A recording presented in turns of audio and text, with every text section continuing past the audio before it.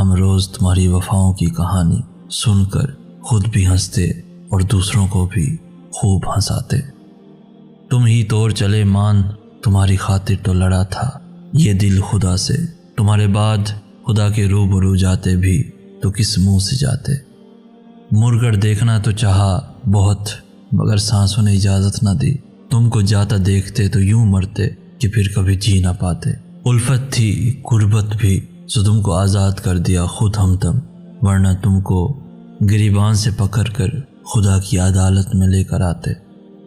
लौट आए हैं अब उसकी जानिब, मगर देर बहुत कर दी।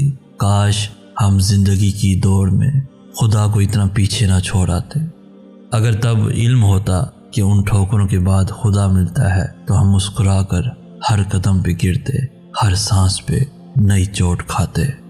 फिर वो दिन भी आता है जब इंसान कायनात से